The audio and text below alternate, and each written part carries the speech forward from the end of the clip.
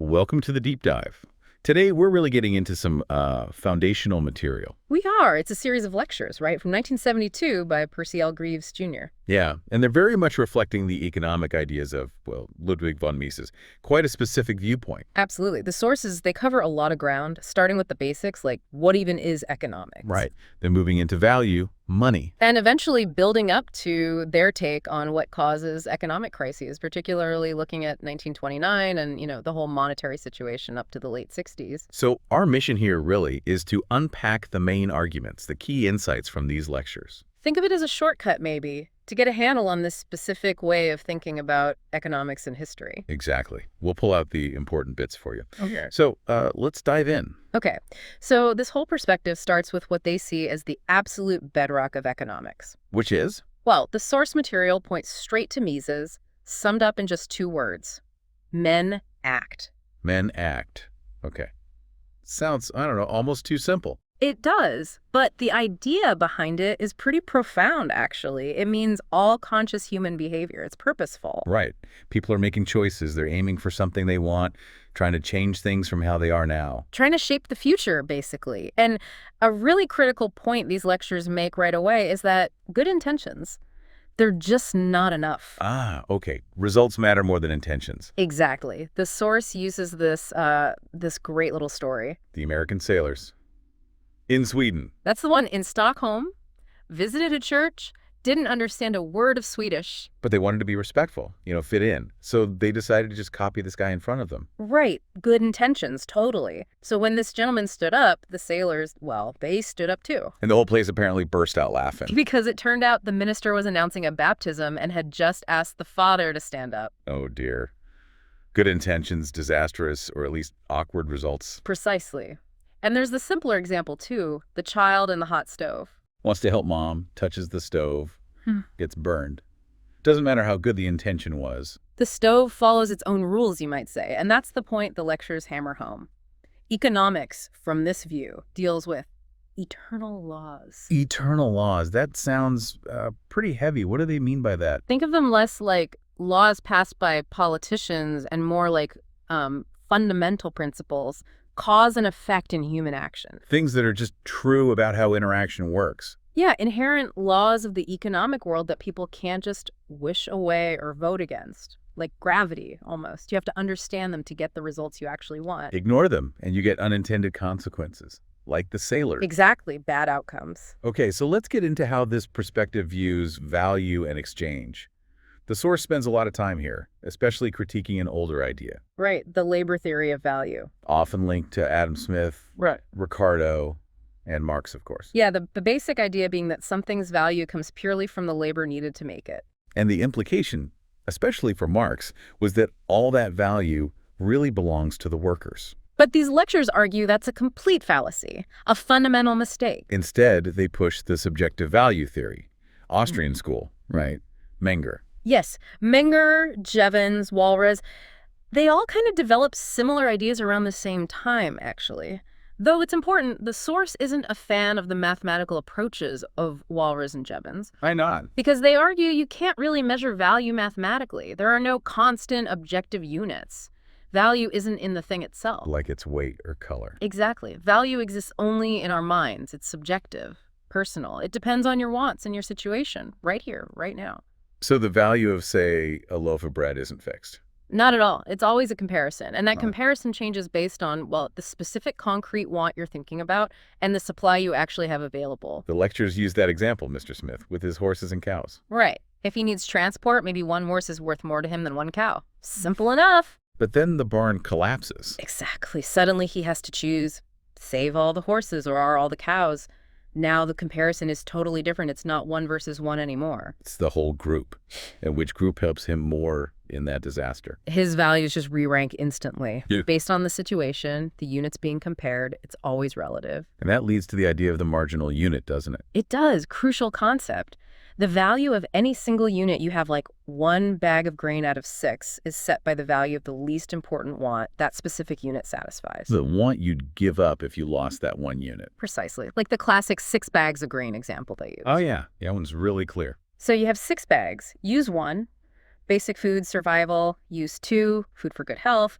Use 3, Yeah. maybe seed for next year. Use 4, feed the chickens. Use 5, feed the parrot. Use 6, make some whiskey maybe. And they point out different people would rank these differently, right? Right. Some value the parrot more than the whiskey. Shows the subjectivity again. Right, so if you suddenly only have 5 bags instead of 6, You don't give up basic survival food or the seed grain. You give up the least important use. making the whiskey. So the value of that one bag, the marginal bag, is tied to the satisfaction you got or would have gotten from the whiskey. The marginal want. Okay, and because value is this subjective comparison? It can't be measured like length or weight. There's no constant unit, which is why they dismiss the idea of money being a measure of value. It just can't be in this framework. So if value is all subjective, how does trade actually happen? And how do we get prices? Well, trade, from this viewpoint, isn't just shuffling stuff around. It's actually productive. It creates value How so? because goods move from someone who values them less to someone who values them more. In any free voluntary exchange, both sides believe they're better off. They both gain in subjective satisfaction. That's totally different from the labor theory idea where value just gets transferred or maybe even stolen. Here, the exchange itself adds value. Precisely. It moves resources to where they satisfy a more urgent want. And prices, they come out of this whole process. Competition between buyers and sellers, all based on their own subjective values for that marginal unit. There's a rule for the price, isn't there? Yeah, the price has to fall somewhere between the buyer's maximum willingness to pay and the seller's minimum willingness to accept. If it's outside that zone, the trade just doesn't happen. One person wouldn't benefit. The horse buying examples in the lectures really nail this down. They do. One seller values his horse at $100. One buyer willing to go up to $300, the price. Somewhere between $100 and $300. Both win. Add more buyers. Competition pushes the price up towards what the second highest bidder was willing to pay, but just couldn't quite reach. Add more sellers. Competition pushes the price down towards what the second lowest seller was asking, but couldn't quite get. The source calls this the law of price, based on these marginal pairs. That's the term, yeah. The most eager, successful buyer, the just missed out buyer. The most eager, successful seller, the just missed out seller. The price settles between the values of those two middle folks who didn't trade at that final price. It's all dynamic, all based on subjective valuations at the margin. Okay, this naturally flows into the broader argument the source makes for the free market system itself. Yeah, the case they build is that a free market allows for this incredible voluntary cooperation, division of labor on a massive scale. People specializing in what they do best. Right. And that specialization leads to mass production, which then allows for mass consumption.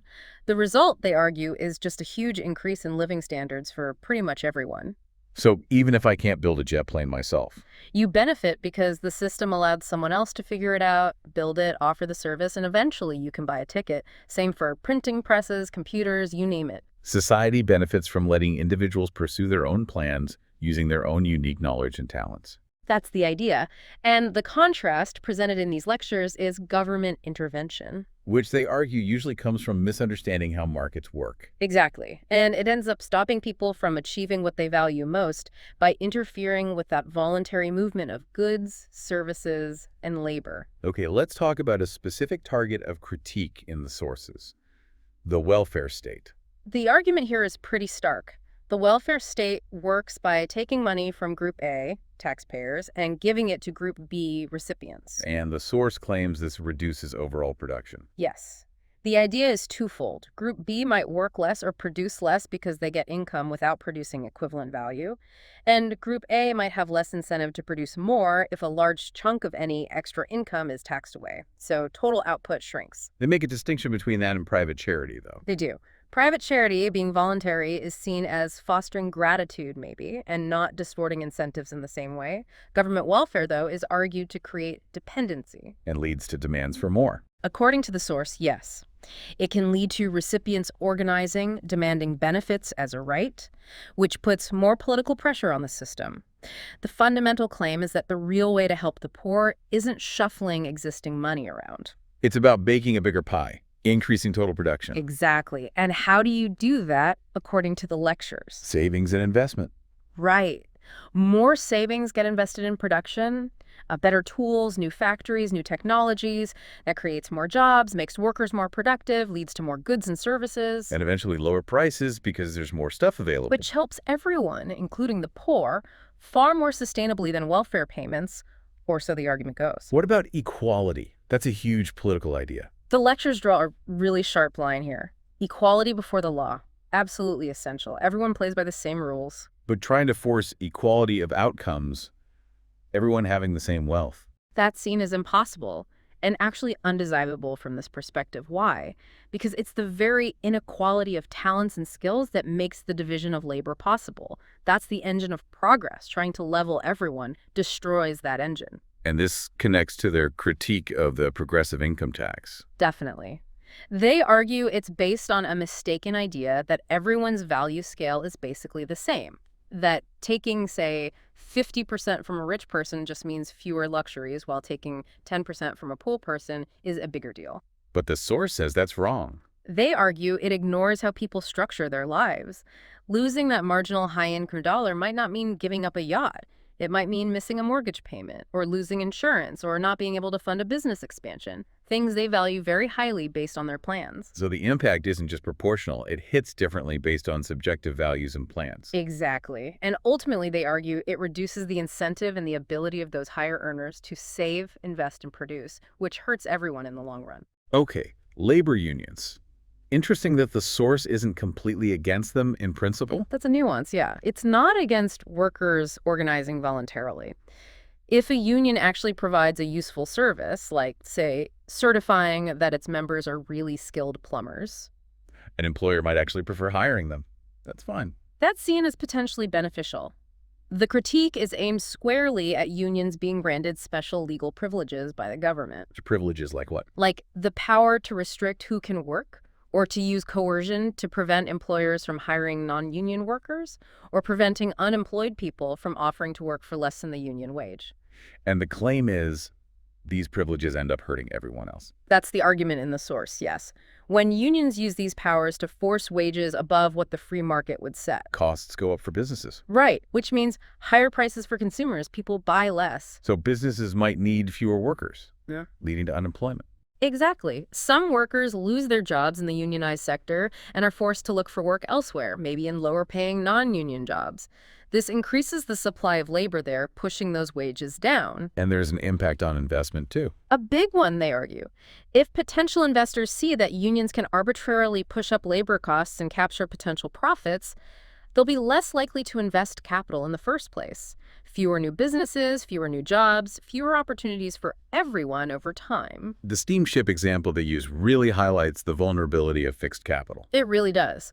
Once you've sunk your money into building a steamship for a specific route or a factory in a specific town, you can't just pick it up and move it easily if costs suddenly skyrocket. You're trapped. Pretty much. Good. If a union gets the power to force wages way up in that specific location, the investors might keep operating just to cover some costs, but they certainly won't invest more there. It scares off future investment. What about antitrust laws? Usually presented as pro-competition.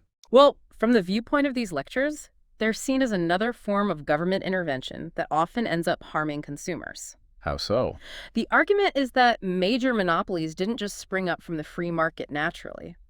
Often they arose because the government first granted special privileges, think early railroads getting land grants and protected routes. So the problem started with government intervention. That's the claim. And then the antitrust laws that followed are viewed not so much as restoring free competition, but as further interventions, often manipulated by certain established businesses to disadvantage their rivals, rather than truly helping the consumer. Okay, one more topic in the section. Yeah. Speculation often gets a bad rap. The source actually mounts a strong defense of successful speculation.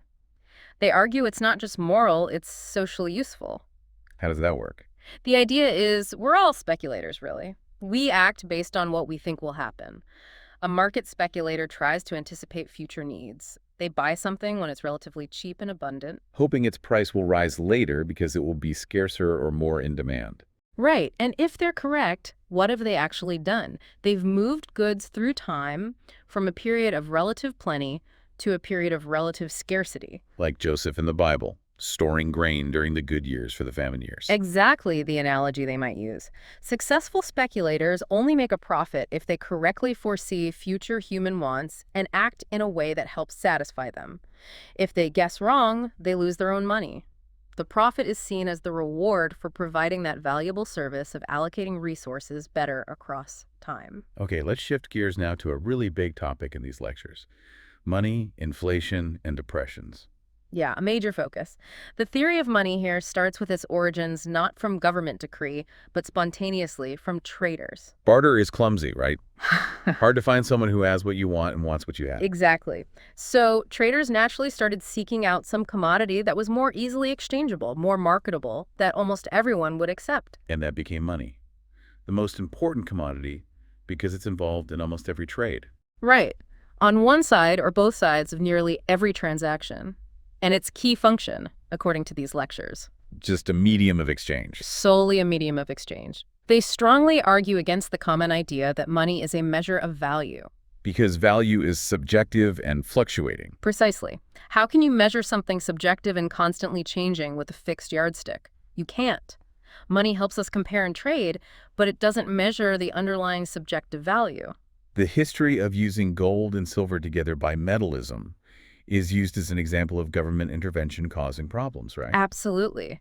It illustrates Gresham's law, which they discuss, or Thomas Gresham, Bad money drives out good. That's the essence. If a government tries to fix the exchange rate between, say, gold and silver, declaring 1 ounce of gold equals 15 ounces of silver, for example, but the market rate fluctuates. One of them becomes officially overvalued, the other undervalued. Exactly. And people aren't stupid. They'll spend the officially overvalued money, the bad money, and hoard or melt down or export the officially undervalued money, the good money, because it's actually worth more as metal than as currency at the official rate. The sources mention the Latin Monetary Union and the U.S. experience with this. Yeah, classic historical examples of the problems caused by trying to fix rates between two monies. What about the amount of money? Does the government need to manage the quantity? According to this perspective, no. The argument is that any quantity of money, large or small, can do the job. How? Because money is divisible. If there's less money overall, each unit just gains more purchasing power. Prices adjust downwards.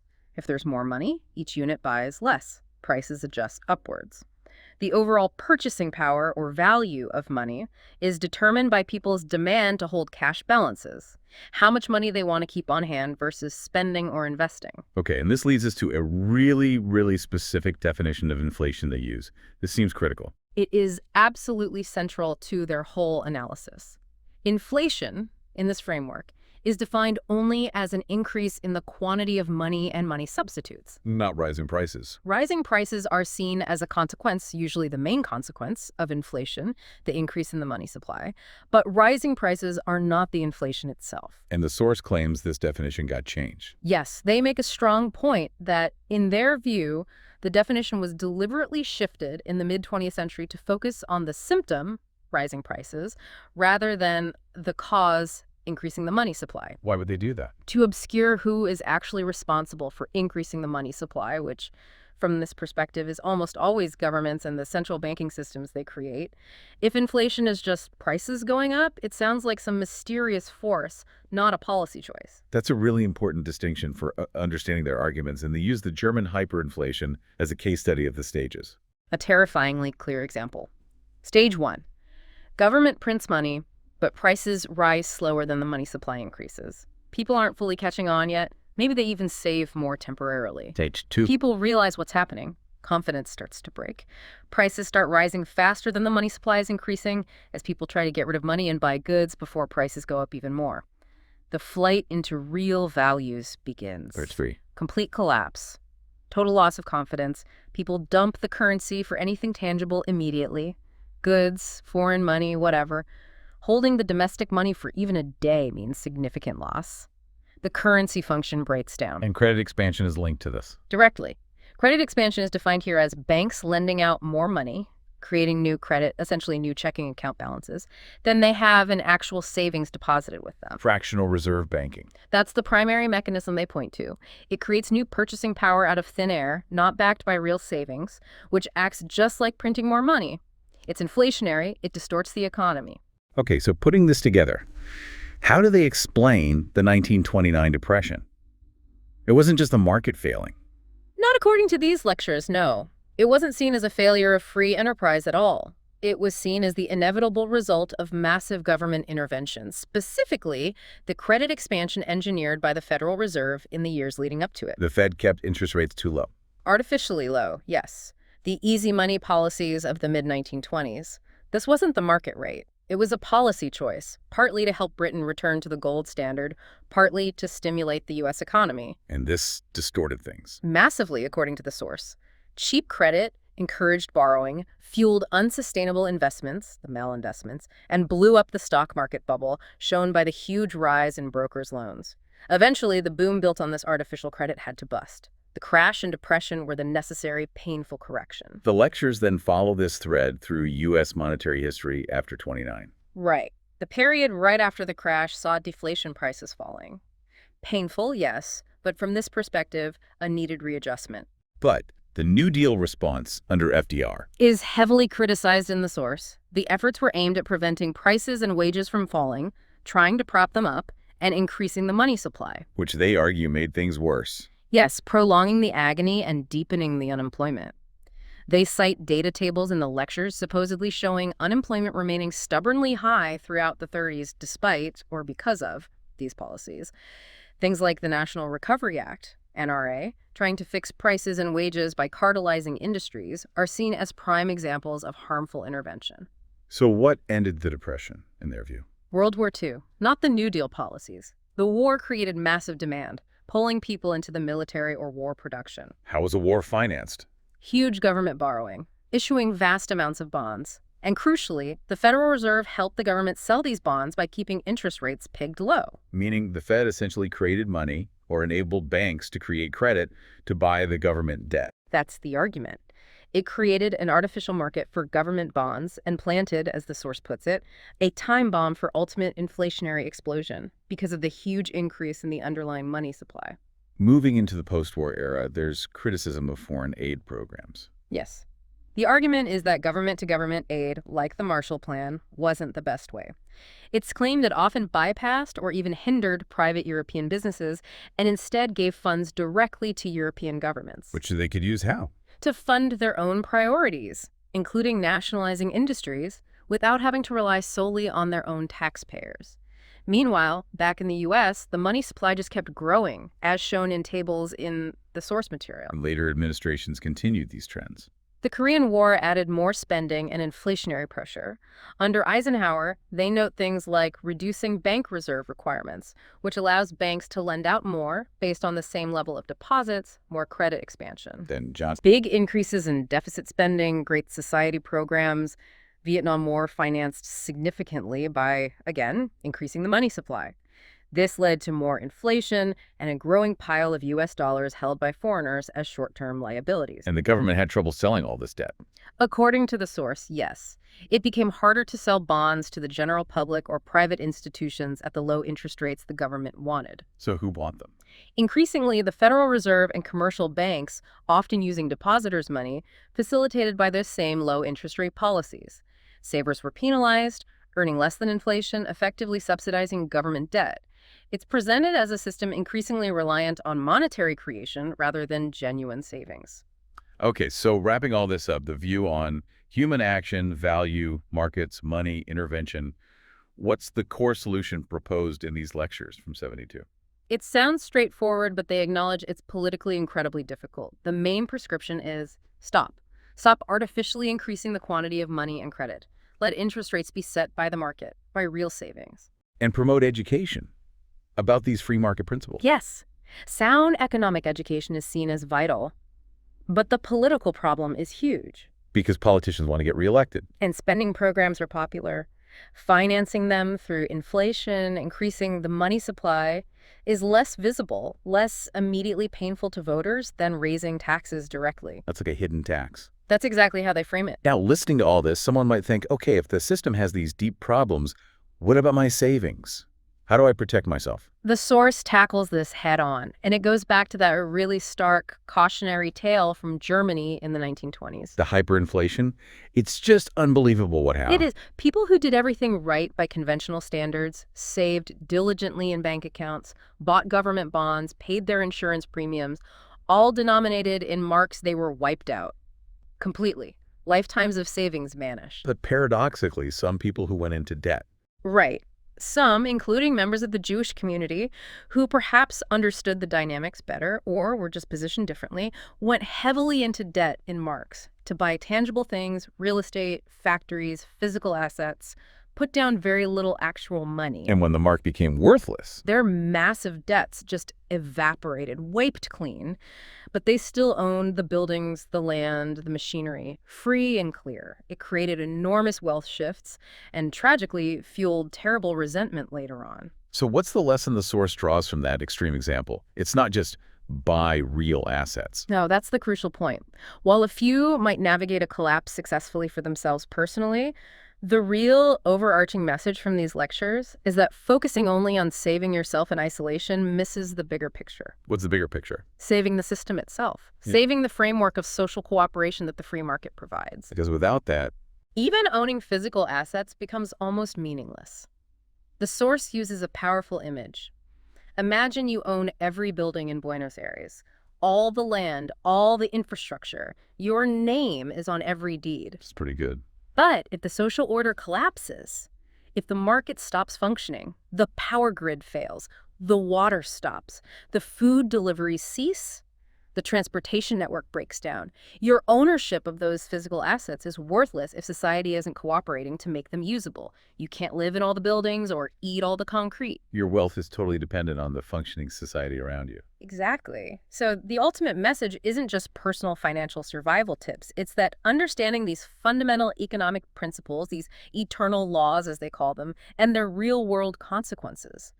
It's not just academic. It's essential for civilization, for our well-being. That's the argument presented. It's vital for maintaining the conditions that allow for prosperity and cooperation in the first place. It certainly gives you a very specific and quite potent lens for looking at economic debates today. It absolutely does. Makes you think about the potential long-term ripples of policies that might seem appealing in the moment. Well, this has been a fascinating, really deep dive into these lectures by Percy Greaves and the Misesian perspective they offer.